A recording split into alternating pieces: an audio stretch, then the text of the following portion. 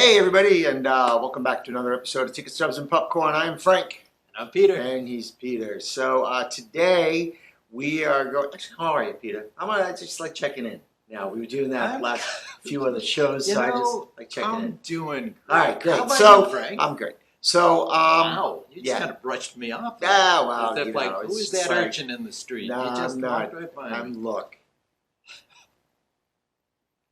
Anyway, so today we're going to be talking about Angela Bassett. And Angela Bassett. She's fantastic. Yeah, she came out of the bucket. Angela Bassett.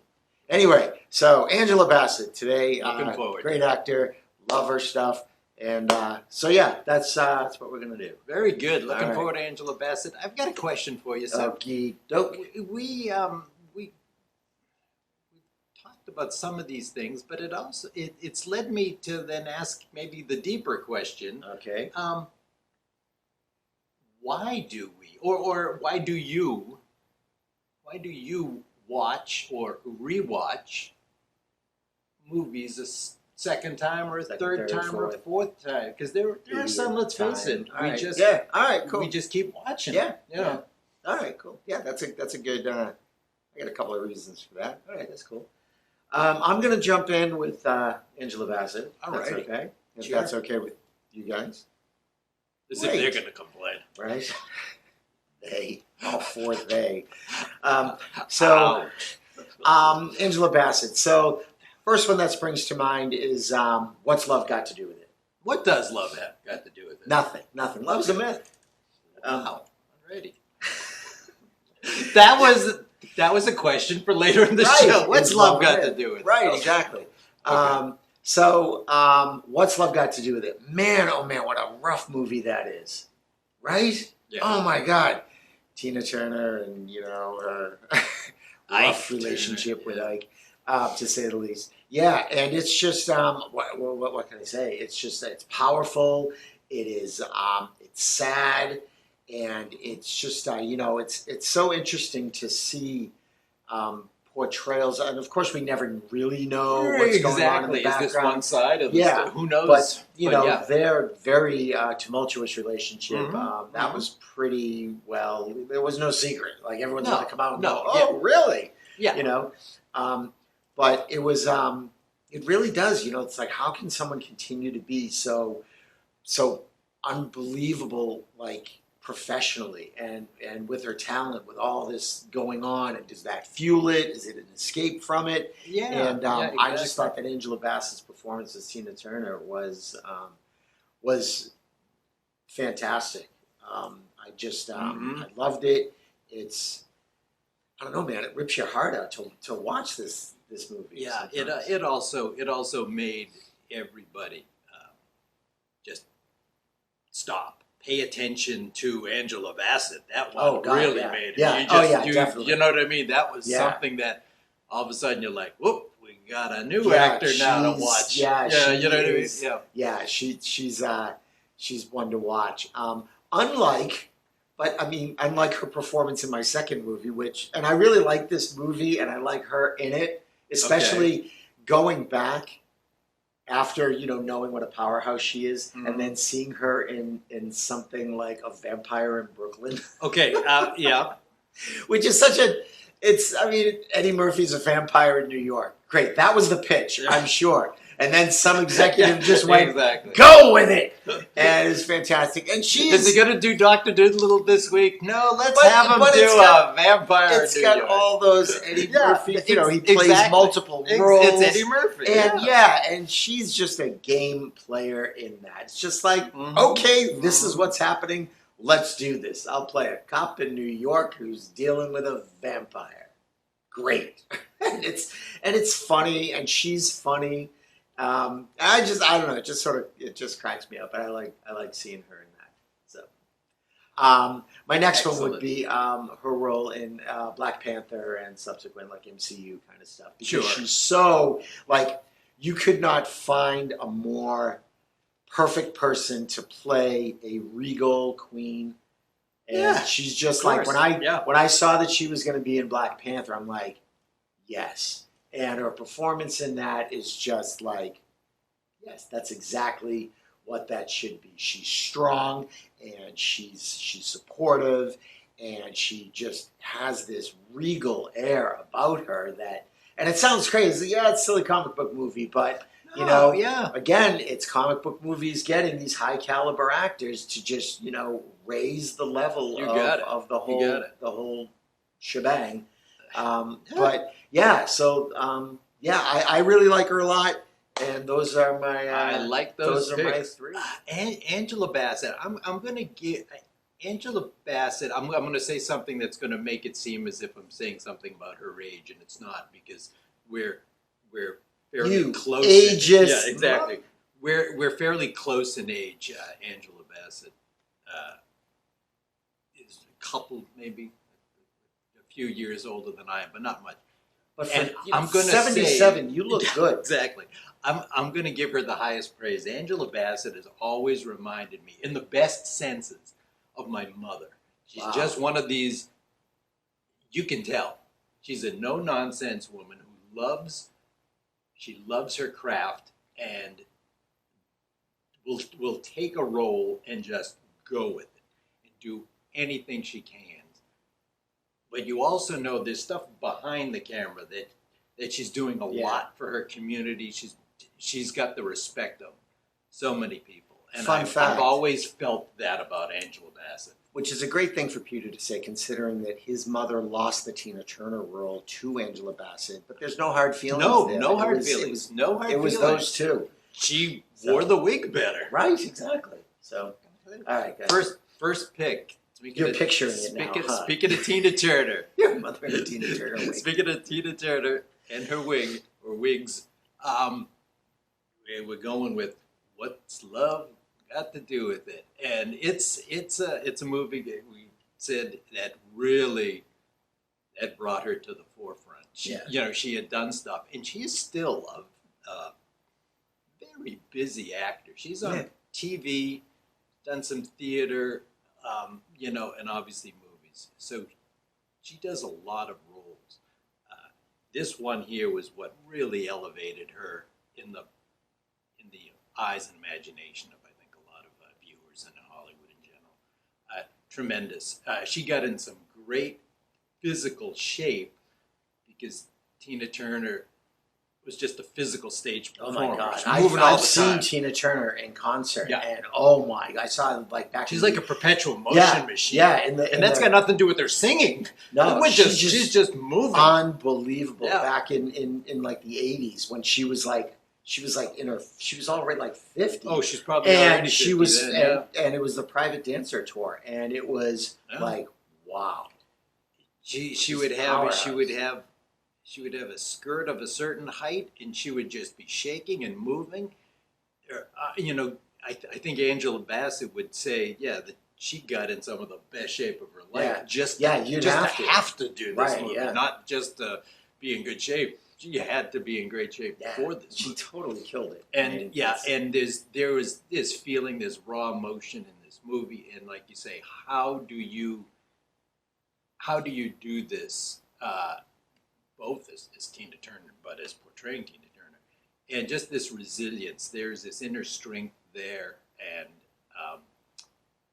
it's this inner strength that I believe that Angela Bassett has naturally, and works at every day.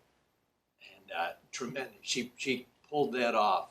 Where there's probably, when that movie came out, I would say there could have been a slightly younger audience who may not have even known the difference between Angela Bassett and Tina Turner, because it's the same. It's, you know what I mean? That the actor and the portrayal and the role, in the eyes of many, it's the same. So way up there. Kudos to Angela on that one. So that's definitely that's my first pick. Second one, I'll tell you right off the top, I wasn't crazy about the movie. Watched it once. Probably won't. I hate to say this. Probably won't watch it again. But the movie is Notorious, and it's a biopic of Christopher Wallace, known as Notorious B.I.G. or Biggie Smalls. He performed under a few different names. And she plays Voletta Wallace, and that's Christopher's mother. And she's a single mother, and it's Brooklyn, and we're talking, you know, the 80s, and, you know, she's close to her son. She's a single mother. She's got a love for her son, and she wants the best for her son. The situation, I'm talking the physical neighborhood might not be the best. So, you know, how do you raise a son and try to keep him out of trouble, keep him on the straight and narrow, and, you know, be some success? Do you want him to be a success personally? Of course. Do you want him to maybe represent the neighborhood in a positive way? Sure. Represent the family in a way. Does he have a hobby? Does he have a love? You know, he's finding, you know, this musical rap outlet. These aren't things that necessarily she wants, but if he's good at it, you know, she wants to be supportive. But the same stuff that we've seen in other movies. Sometimes parents aren't crazy about the kids who hang out with. They just don't understand. You know, she might not be crazy about the young people he's hanging out with. You know, things like that one. And she might not even care for the music, the art form at the beginning. But you know what I mean? She's just this supportive, pained woman. Of course, he dies tragically at a younger age, so she has to deal with it. And it's just wonderful. She's this, you know, mother that we've sometimes seen in movies, but somehow she brings it. Yeah. She really just enlivens this, just really lives it, and that to me was the high point of the movie. I'm not a fan necessarily of the music or of Biggie, you know, before the movie or maybe even after the movie. I'm not necessarily a big fan, but I do like to see Angela Bassett in a movie. And this is one that she, to me, was the high point. Really added. Just added a lot too. Okay, the third one's a movie, and I'm gonna go back. We did a show on Catherine Bigelow as a director. Some time ago, and I forget. And one of my picks for her was a movie, Near Dark, and I said something like, "Oh, this was an early one in her career, and you don't get to see it." Well, Catherine Bigelow did another movie after that one, and it's another one that I saw once, and I've never been able to see it again. And you know what? The one thing, well, there's two things that stuck out in my mind, and I still recall it. I don't recall it well because it's been a long time since I've seen it. She did a movie called Strange Days, and it's like a sci-fi. I'm going to say futuristic because the movie's probably done like in the middle 90s, but it represents like New Year's Eve 1999. It's like the end of that millennium, and that's when this movie takes place, Strange Days, and it has Ralph Fiennes and Angela Bassett. And I just remember watching this movie saying, I like this movie a lot. I find it very interesting. And the two performances, the two main roles, you know, Angela Bassett and Ralph Fiennes, it's almost as if they're the traditional, whatever that means, roles have been switched. She's the driver bodyguard, and he's like the, I don't know, a damsel in distress. That might not be accurate, but you know what I mean. And it's this future thing, and it has to do with like brain impulses, and you're like living almost like virtual reality. But it's this thing you put on your head, and you can. And it's used as a drug, and that's what the Ralph Fiennes character is in. And she's the one who's like, throwing him around, getting him, you know what I mean? What I mean? Come on, let's go, you know what I mean? And it was really interesting. I've never been able to see it again. It's a Catherine Bigelow movie, and it didn't quite make, it was close, but it didn't quite make my top 3 on her list, but it makes it with Angela Bassett. Matter of fact, I was going to say, when you watch this movie, if you can watch this movie, if you can find it, it would have seemed like a natural progression for her to get into these sort of, action movies almost. Like it's like her performance is that way, and you're like, oh, she could be an action hero like that, and it just didn't develop or whatever. Yeah. But so she's got lots out there, but those are my 3 picks. Like you say, she's found a great home in the MCU in that smaller role as we visit Wakanda. She's the Queen Mother, and you know what I mean. She's just so her presence is just so like oh, that one almost seemed like the easiest casting in that movie too. You know what I mean? You go, we've got loads of talented people to pick from. Who are we gonna like? That seemed to be, well, I already know who we got for this role. We don't even need to, That's how that seemed. We have an alphabetical list. Yeah. Bassett, comma, A. Right. We got her. Okay, we'll go with her. She's tremendous, and I always, and like I say, she keeps busy. She's on TV a lot, and I always enjoy watching her in a movie. And like I said, she does a lot behind the scenes, active in her community. Does a lot, just good things. So those are my 3 Angela Bassett picks. You asked me a question. Yeah, I did. I asked a question. Why do I rewatch movies? Sometimes it's just just to enjoy like a moment again, and like when you rewatch a movie, like I'll be a big rewatch Shawshank kind of thing. Yeah.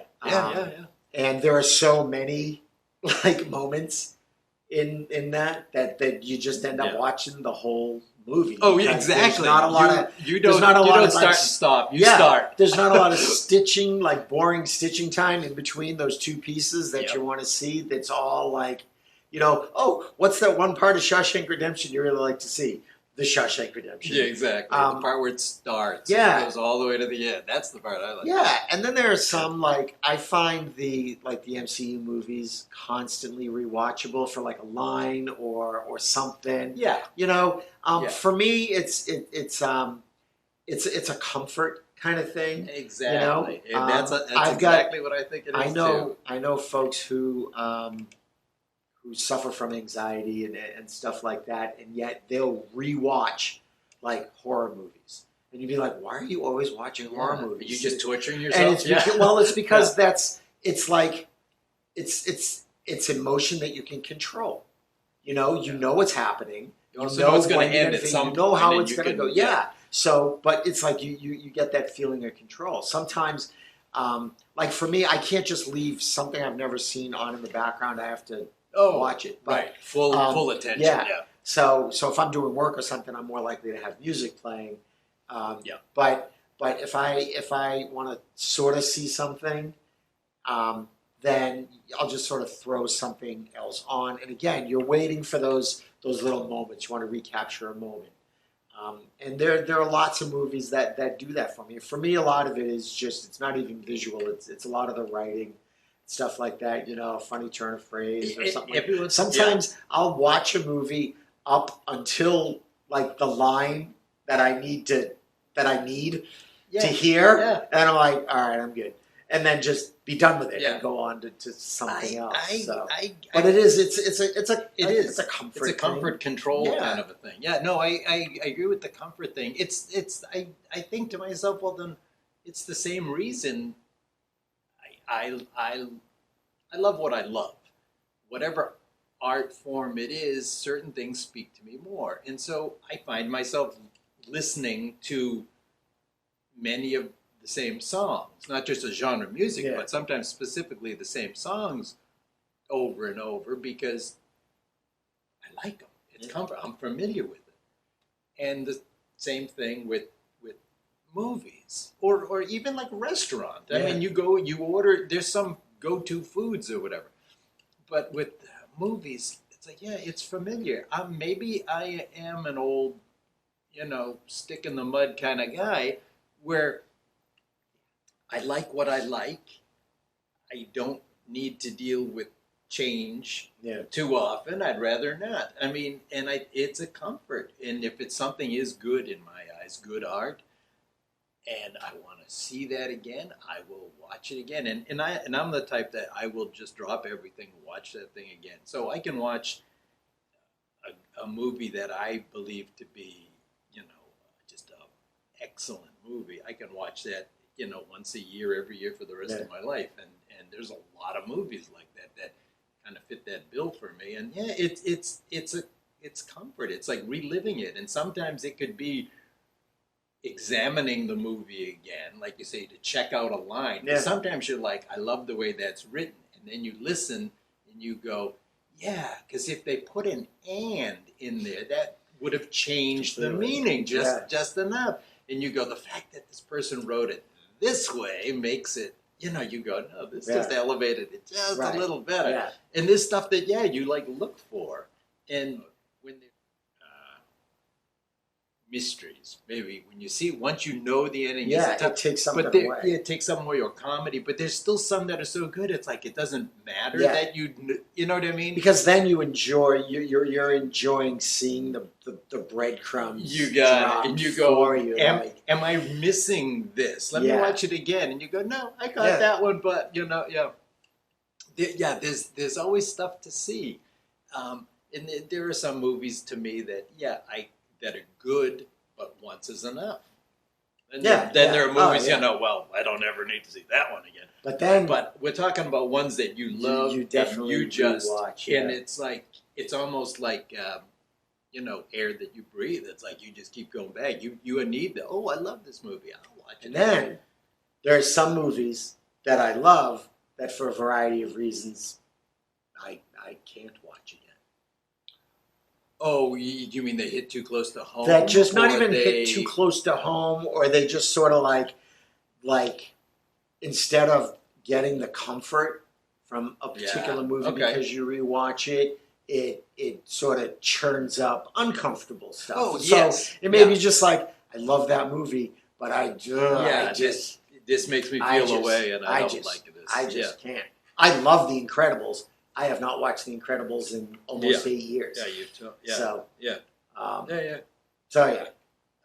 it is. It's definitely a comfort thing. It's like a warming.